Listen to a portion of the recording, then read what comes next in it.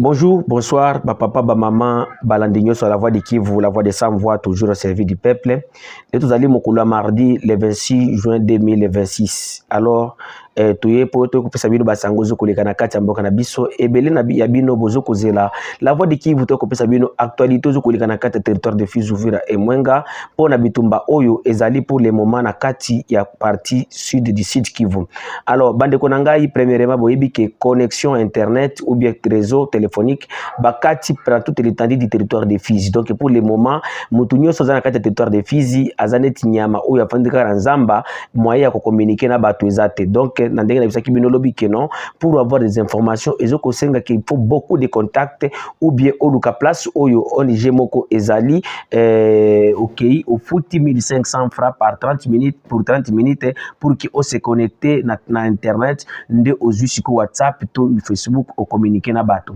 Alors population malgré makambo soana population azoko souffrir même cause bambungu kusala nini ils tellement très difficile pour le moment à toute la population du territoire de Fizi et aussi tous honnêtes bakati na kati ya moyen plateau et belé déjà ba kimi bazoko zalanga même mbongo nini parce que eloko ya koloba keno batala bakoma bakoki ko se procurer ba même mbongo pa bande kona bango moyen ezate parce que gouvernement a ordonné que bakata connexion partout et puis dans des villages comme Dr Zonete ba point 0 ba nani Bilende Angolé Lusoko Mulima ebele bakimi déjà bakimi baza na place oyo tozoko benga Lumanya ba musu bazakendaki na Amba bamusu bakendaki na Echula nde esika ba village oyo bato bakimeli même des informations qui circulent sur les réseaux sociaux en soi disant que non les FARDC c'est bien qui sont à Mulima et autres ils avaient information bato bazoko utakuna bazoko baté eza bongo te donc Lumanya nde esika ba FARDC bazoko se concentrer na kati ya mboka kwa Lumanya bamusu na Lumanya mais balobaka kwa Lumanya alors bamususu état major ya commandement ezali na mboka ya Mukera des Sika Bazali. Alors, mais il y a des informations qui circulent. Il y a même des informations qui circulent que non, les FARDC sont toujours à Mikeng. Je vous ai dit hier que non, ce sont des fausses informations. Parce que, Ngai, ou bien la voix de Kivu, tu as coupé Sabino, Basango, oh, biso to sur la terre, tu dis que non, qu'est-ce qui se passe? Premièrement, eloko moko, eloko, et kamwisi bato ya au plateau. Boyebi ke Mikeng et Koyaki na Katiambo, na Maboko ya Barebele FC23 depuis le 1er juillet 2026. Alors, ba militaire ebele ou bien plus de 40 militaires. Oyo bazaki na Mikenge FARDC conduit par un capitaine, bakimaki na Mikenge, bakendaki bazwaki direction ya kokende na kati ya Kipupu. Kipupu eyangonde chef lié ya secteur de Tombwe na kati ya territoire de Mwenga na kati ya groupement Bashimukinji premier dans la province du Sud Kivu. Alors il a fallu que basoda wana batika la wana comme il y a aussi des wazalendo là-bas bazok ba sécuriser population o ya Kipupu et il faisait bien patrouille na bango babande ko Kipupu ba ye côté les malombe bisaki bino que non position avancée na bango ezalaki na no lemba pona kotala comment no lemba za place pona kotala comment ko sécuriser population eza kuna pour que ba rebelle bazwa direction ko kende côté yana Kipupu te mais chose grave très cher frère mes chers compatriotes lobby lundi le 6 juillet 2026 ba militaire FARDC bakanga kibiloko na bango nyoso na mandoki oyo ya nani ya ba arme d'appui bazaki nango balobi ke no bapesi bango ordre ke balungwa bakita po bakende Kalemi nde esika militaire balobi alors lobi bakitaki bazui direction ya nani ya kokita bazikomi nani bazui zela baleki na kati ya secteur ya Lulenge pour que bakende kobimela je ne sais pas bakobimela Bwala to place nini kuna pour que bakota Fizi et puis bakende na kati ya mboka Kalemi donc batiki mboka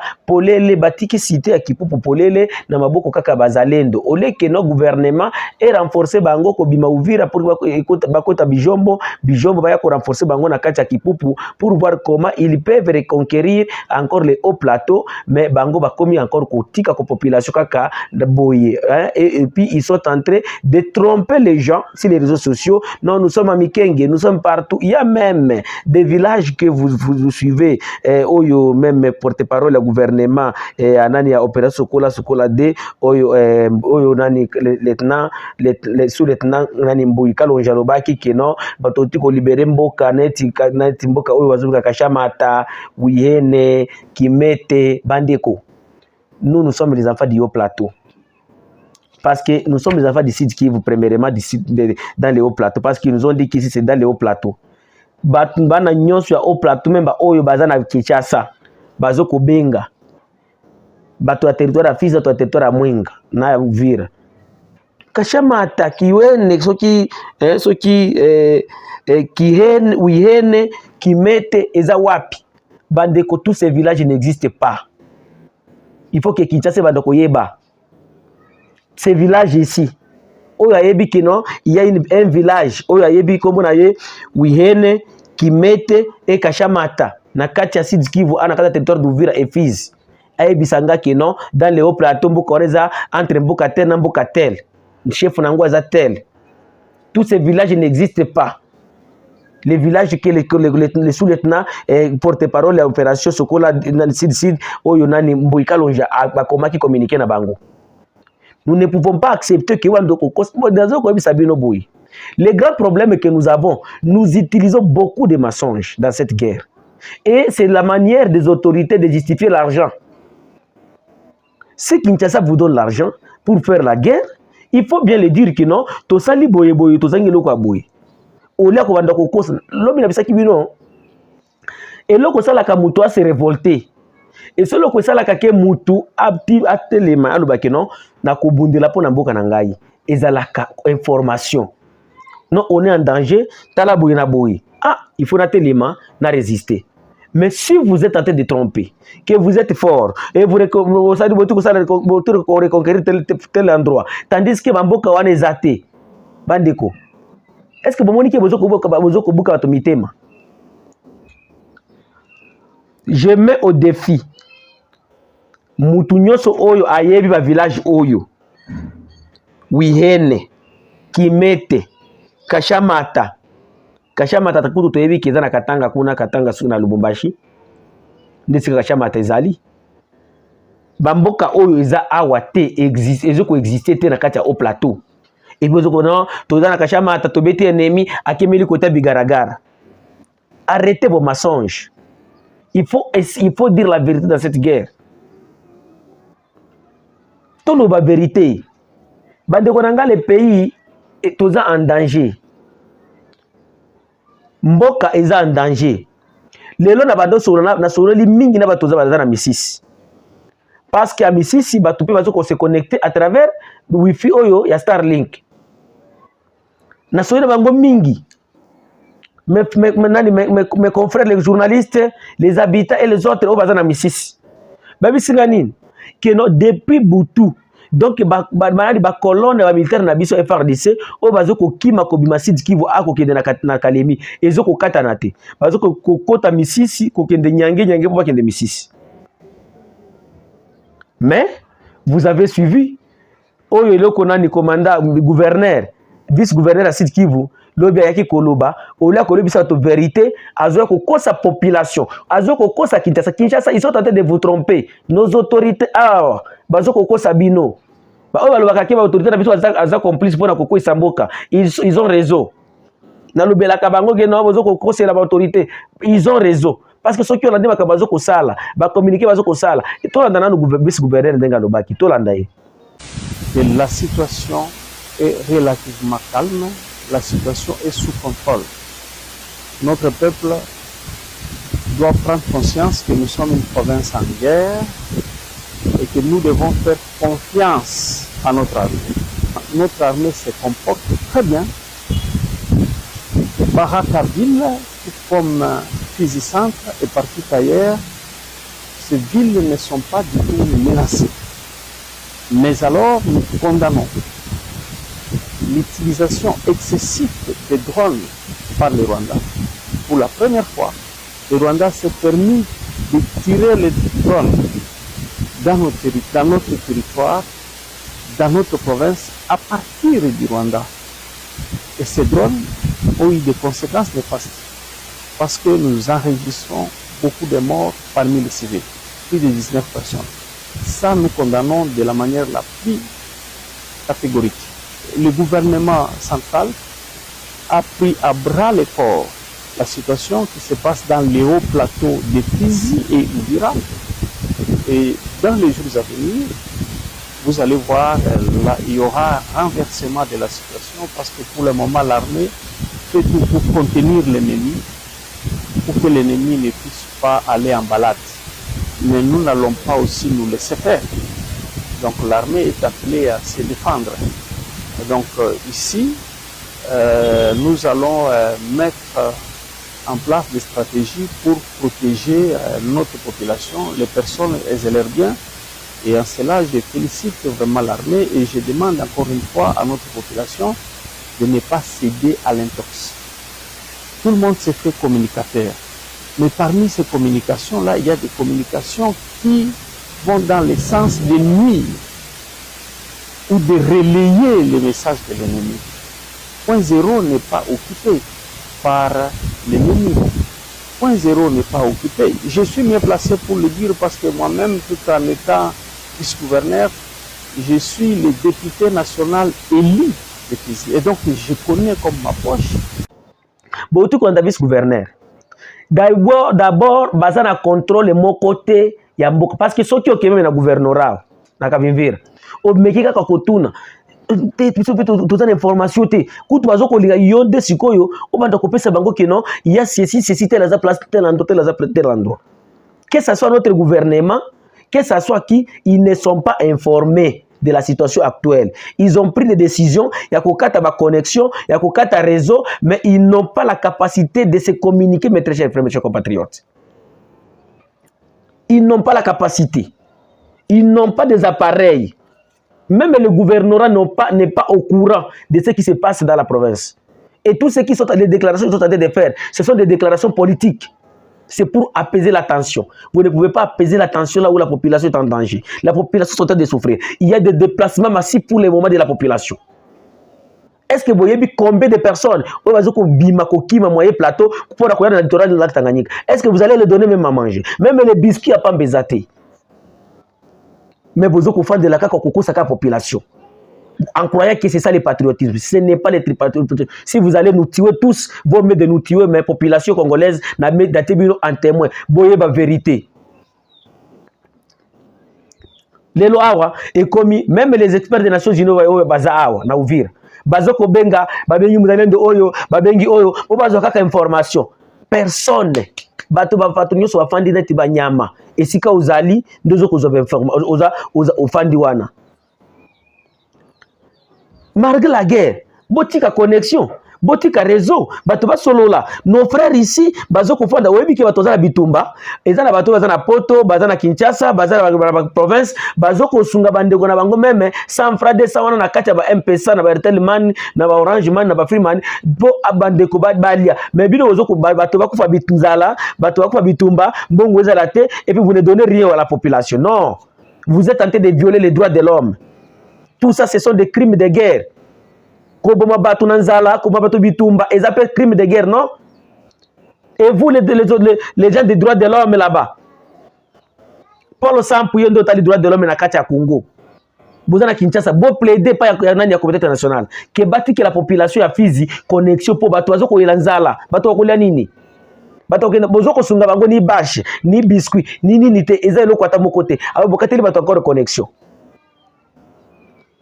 Okoki kosunga ndeko na yo aza peut-être na Lumanya akimaki na nani na Lusoko mais akomi na mboka Lumanya il faut sikoyo oza na 10 000 francs otindela ye po bimisa même 8 000 eta soki kosunga place azali mais okotindela ndenge nini okotinda ngote. Et tout ça vous croyez que comme vous êtes dans des bureaux climatisés c'est normal et la vie ça va à toute personne. Na sengi ba ndeko nanga vidéo nanga comme la chef de l'État prenez des décisions aux responsables. Vous êtes en train de tuer des milliers de gens. Nous sommes ici, nous sommes la voix des sans-voix. Si les autres, surtout mes frères journalistes de cette province, je ne sais pas si ils ont fanatisme de côté de l'État. Et aux autres, on approche Moutou. Est-ce que vous avez été quoi? Quand c'est tout ça, le gouvernement de lobby, le gouvernement et le Rwanda qui sont aussi là. Beaucoup impliqué population, beaucoup de la population en souffrance au yoté. Population zoko souffrir makasi bandeko nangai. To sunga population ya Fizi. Bitumba, Karezo Katana, Nine Katana, siko bato ko vivre ndenge nini? Bato bako vivre ndenge nini population ya Fizi? Mes très chers frères, mes chers compatriotes, il y a un danger. Il y a un danger pour les moments. Je vous dis ceci. Les militaires qui étaient à Kipupu, ils ont abandonné la cité de Kipupu. La population oyo bazana kati ya moyen plateau belé bakimi bazoko kima bazana kati ya bakote ya Lomanya bamusu bazana echola donc kichula bazana place belé bazoko lela bazabe mena eloko akolia te eloko akolia izate. Dieu merci parce que ba rivière tout ça bango ebele bazoko mena kala na ba mai ya ba rivière mais eloko ya kolia izate. Tosunga population congolaise. Bande Komboka est en danger. Les militaires bazoko abandonner ba front. Le gouvernement est en train de penser que en trompant la population, c'est ça le patriotisme. Il faut dire la population, il faut dire la vérité à la population. Attaque mon côté. Mutumoka bianga lelo non. Azana Kinshasa. La voix. Az autorité. Toki qu'il y a des affrontements, c'est non. Place mon côté bazoko bundalelo. Bazoko kosa. Bazoko kosa. Ba dialogue, ba discours rebelle ya mikolo oyo eza lukuta. Et vous qui sont tentés de le croire que non okomona mutu pour andima balo bakaka Rwanda bande ko autorité na biso pe ata réaction moko zo la te. Même maçon asinga kakiaza na équipement. Mais basoda baza na équipement te basala nini bango baza bato et ceux qui bakomi na Kalemi kuna bandi ko arrêter bango. Le pays est en danger mes très chers frères. Na bazike na ebisi bino ke lelo oyo toza na kati ya danger munene na ndenge mboka ezali donc situation eza mabe. Mais ils nous ont informé aussi que non lelo na kati ya nani ya na kati ya territoire ya nani ya Kabare kuna na Kavumu il y a eu des affrontements tongo ya lelo, quelques affrontements entre les Wazalendo et les rebelles de l'AFC M23 dont les Wazalendo bakendaki kukende ko attaquer centre commercial ya Karanda. Alors na kutaka bakendaki ko attaquer wana basalaki ka quelques accrochages et puis bazongaki suite ya bitu bwana pe et banité. Parce que nous avions cherché ces ba oyo bakendaki kuna na Karanda pona kokende ko attaquer jusqu'à présent ba numéro bango tozo kuza bangote. Il nous a appelé le matin tango babondaki obunda non la voix to côté na kati ya bitumba tozana Kavumu to ko attaquer na kati ya territoire ya Kabare. Oui, mais où sommes-nous jusqu'à présent? Donc on a to ko bisabino après avoir biso kuza bango na kati ya téléphone. Donc c'est comme ça mes très chers frères, crise humanitaire oyo ezoko s'aggraver toujours na kati ya territoire de Fizi eza eloko moko na sengi ke to dénoncer ango. Lelo oyo a Uvira Tongo même connexion ya RTLP mais ango pe balingaka bakata ango mais heureusement izongi. Il y a les problèmes, il y a un grand problème qu'ils sont tentés de vivre et j'appelle le gouvernement congolais de renforcer et de donner les moyens à nos militaires. Ceux qui ont militaires bazoko kima ba front bazoko akize kebino bakonzi bozoko pesa bango makoki ya kubunda bitumbate. Alors total akoma to kolinga mboka na biso. To lingamboka tozongisa bato ba connexion réseau maire de la ville ya Baraka oh na kati Starlink okay okata central yozo zo mbongo ya tax no ozolia est-ce que kazake mutu yozo zo mbongo ya tax azolia ezana bato na bato azana ndeko na États-Unis peut-être azana ndeko na France abengi ya biso biso koto bitumba atindele même moi $50 atindele 20 €, 30 €, mutu allié tozo bato ebele baza bloqué boy pona kozanga ba transport pona kozanga biloko ya kolia pona kozanga donc tout. Nous sommes tentés de souffrir la situation que pour que Zokaka méga boy. Donc la situation moko population zoko traverser bandeko nanga boko ndimangote. Boko ndimangote bandeko. Bosunganga message oyo komela bakonzi na Kinshasa. Ba pinir population te. Oyo eza ko privé bato communication na période oyo bitumba. Eza crime. Eza crime loko bozoko sala. Ennemi azoko lobate que non oh bokangela ye bosoki bokangi connexion de bokolonga de soki élection nani connexion etikali polele de ennemi akolonga bino te bokende to bunda kuna to bengana ye mais population za la peine connexion.